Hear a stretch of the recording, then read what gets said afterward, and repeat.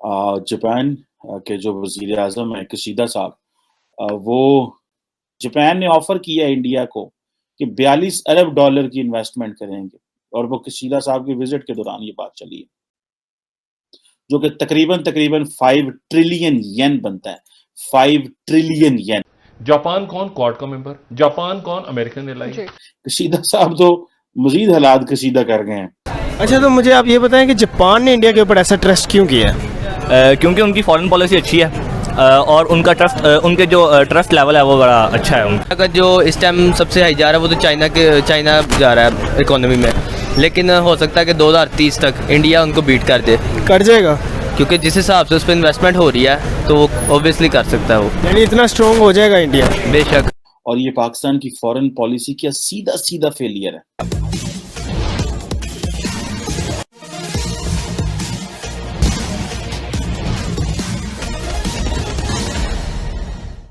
Japan के प्रधानमंत्री जो अभी भारत के दौरे पर हैं, उन्होंने भारत में 42 बिलियन डॉलर के निवेश का फैसला किया है।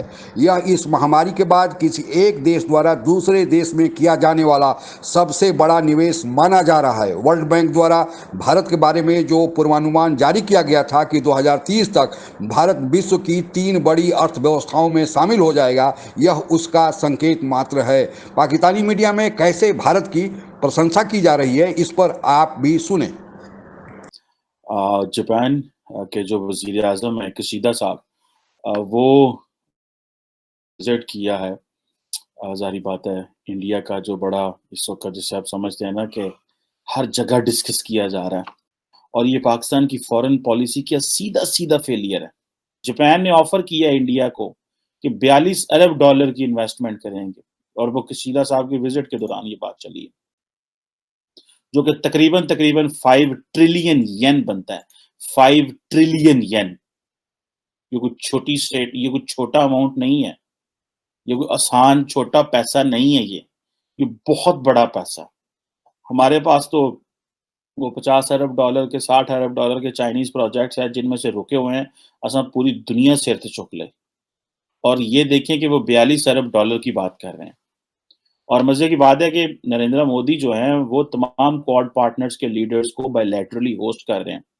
उससे ये पता चलता है कि पाकिस्तान जो है वो जापान को कितनी अहमियत देता है। रिसेंटली मुझे पता चला कि पाकिस्तान ने कुछ जापान से कर्ज़े लिए हुए थे और वो कर्ज़े हम वापस ना कर सके और जापान की पॉलिसी ये है कि अगर वो एक दफ़ा वेव ऑफ कर दें कर्ज़ा, तो वो दोबारा कर्ज़ा देते नहीं हैं, लोन नहीं देते। देखिए वो कशीदा साहब जो है वो कशीदा, हमारे उर्दू में तो कशीदा कहते हैं खराब होने को ना, कशीदा साहब तो मज़ीद हालात कशीदा कर गए हैं। आज एक बहुत बड़ा एज है कि 75 साल भारत भी अपने आज़ादी के मना रहा है और हम भी आज़ादी के मना रहे हैं और हमें किस तरह की बायलैटरल स्टेटमेंट्स देखनी पड़ रही हैं। अब आप इमेजिन कर लें कि किस तरह का ताल्लुक है जापान का और इंडिया का। अच्छा, तो मुझे आप ये बताएं कि जापान ने इंडिया के ऊपर ऐसा ट्रस्ट क्यों किया है? क्योंकि उनकी फॉरेन पॉलिसी अच्छी है और उनका ट्रस्ट उनके जो ट्रस्ट लेवल है वो बड़ा अच्छा है उनका। अगर देखा जाए तो जापान ने इतना ट्रस्ट करके इंडिया के ऊपर इतने बिलियंस डॉलर्स की इन्वेस्टमेंट किया, उसने क्यों किया?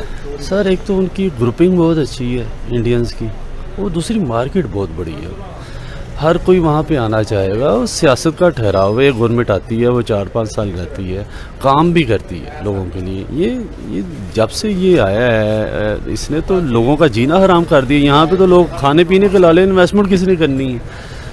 इतने बड़े स्कैंडल्स आए हैं, दवाइयों के आए हैं, आटे के आए हैं, चीनी के आए हैं, मालम जब्बा के हैं, पेशावर जो ऑरेंज लाइन ट्रेन है उसके हैं, इतने बड़े स्कैंडल हैं, किसी की हिम्मत नहीं है पकड़ने की।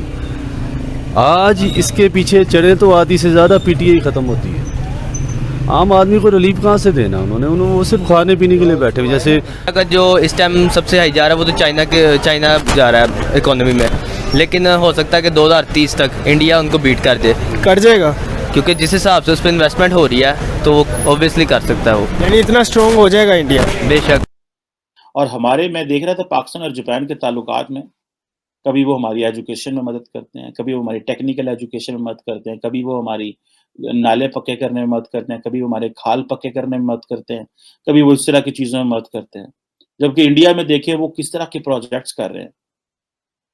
इंडो पैसिफिक ओशंस इनिशिएटिव जो है ये इन्होंने इनिशिएट किया हुआ 2019 में। और दोनों मुल्क जो हैं वो फ्री इंडो पैसिफिक की बात कर रहे हैं। आसियान की यूनिटी के ऊपर बात हो रही है। ASEAN outlook on the Indo Pacific, इसके ऊपर काम हो रहा है। Transparency, openness.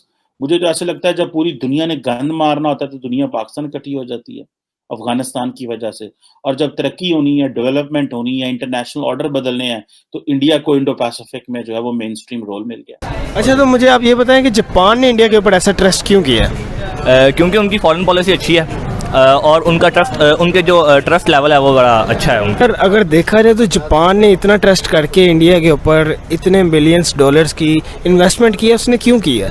सर, एक तो उनकी ग्रुपिंग बहुत अच्छी है इंडियंस की, वो दूसरी मार्केट बहुत बड़ी है।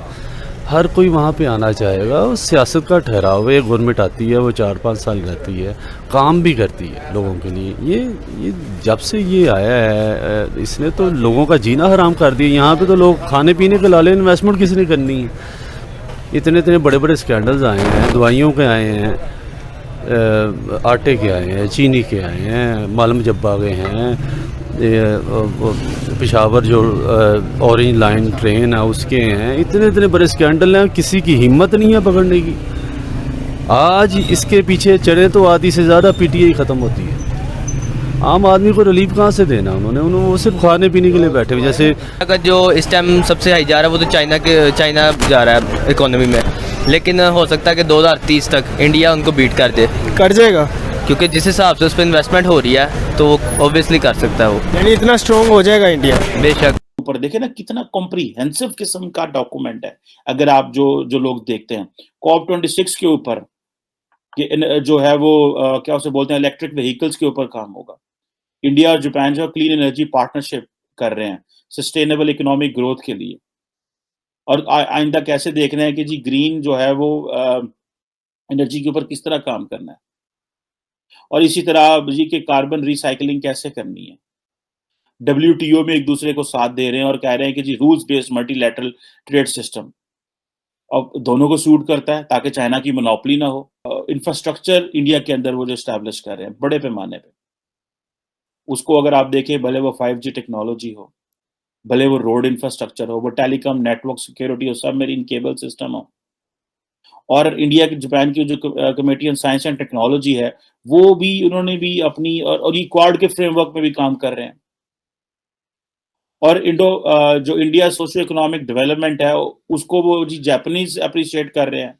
वो समझते हैं ये मार्केट है, यहाँ पे पैसा लगाओ। हम तो बस जिसे कहते हैं ना कि हम तो किसी को कन्विंस नहीं कर सके। Mumbai Ahmedabad high speed rail network के ऊपर वो काम कर रहे हैं। सो इतना बड़ा इंफ्रास्ट्रक्चर प्रोजेक्ट्स वो खींच के ले गए हैं। जापान के प्रधानमंत्री भारत के दौरे पर हैं। कल उन्होंने प्रधानमंत्री मोदी से मुलाकात किया और उस मुलाकात के दौरान उन्होंने यह घोषणा किया कि जापान भारत में $42 बिलियन का निवेश करने जा रहा है। अगर इसे भारतीय रुपये में देखा जाए तो यह 3.2 लाख करोड़ होगा।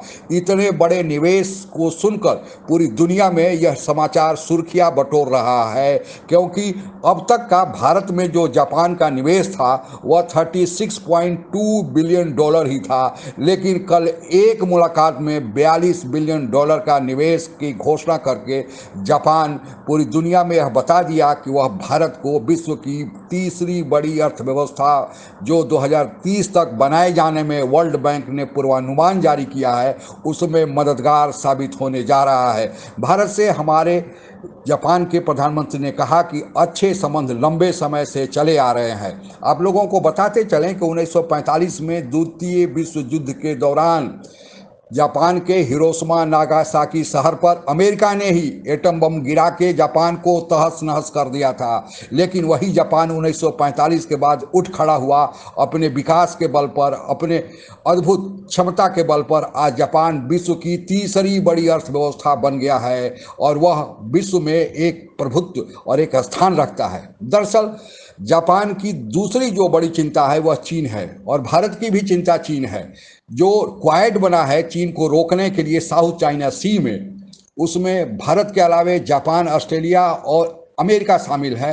दरअसल यह मसौदा, यह ब्रेन चाइल्ड जापान का ही है। जापान ने ही यह प्रस्ताव रखा था कि चीन को नकेल लगाना है तो चारों देशों को एक साथ आना होगा, और फिर जापान के प्रस्ताव पर ही क्वाड का गठन किया गया जो चीन को साउथ चाइना सी में घेरे हुए है। तो उस क्वाड को कैसे मजबूत किया जाए, कैसे चीन पर नकेल कसा जाए, इसके लिए भारत की मदद की जापान को जरूरत है। और कल इस मुद्दे पर प्रधानमंत्री मोदी से बातें हुई और भारत ने चीन के खिलाफ हर संभव सहयोग करने और एकजुटता दिखाने का वादा भी कर दिया।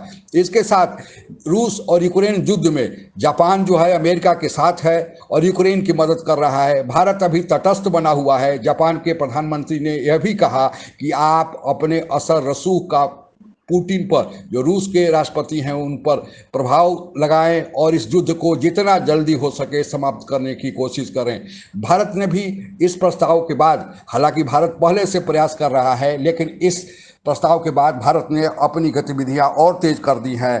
तो आप समझ गए होंगे कि भारत आज जो विश्व की 5वीं बड़ी अर्थव्यवस्था बना हुआ है नॉमिनल जीडीपी के अनुसार, हालांकि पीपीपी पैरिटी पावर परचेजिंग के जो जीडीपी का पैमाना है उसके अनुसार भारत तो अमेरिका चीन के बाद तीसरी बड़ी अर्थव्यवस्था है, लेकिन जो नॉमिनल जीडीपी हर जगह इस्तेमाल होता है उसके अनुसार भारत आज विश्व की 5वीं बड़ी अर्थव्यवस्था है। हालांकि कुछ लोग यूके और फ्रांस की अर्थव्यवस्था को भी भारत के आसपास मानते हैं, यानी थोड़ा $0.1 ट्रिलियन का ऊपर नीचे है, लेकिन भारत अधिकतर जो पूर्वानुमान है या अधिकतर वर्ल्ड बैंक का IMF के जो आंकड़े आते हैं उसमें भारत को 5वीं बड़ी अर्थव्यवस्था माना जा रहा है।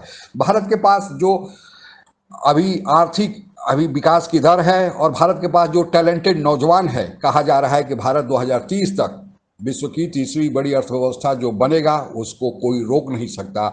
और यह $42 बिलियन का निवेश भारत के लिए तीसरी बड़ी अर्थव्यवस्था बनने की दिशा में एक मील का पत्थर साबित होने जा रहा है। आज के लिए बस इतना ही। जय हिंद। आप अगर हमसे जुड़ा रहना चाहते हैं तो कृपया मेरे चैनल को सब्सक्राइब करें तथा बेल आइकन भी दबा दें ताकि नई वीडियो की जानकारी तुरंत आप तक पहुंच जाए। धन्यवाद। जय हिंद।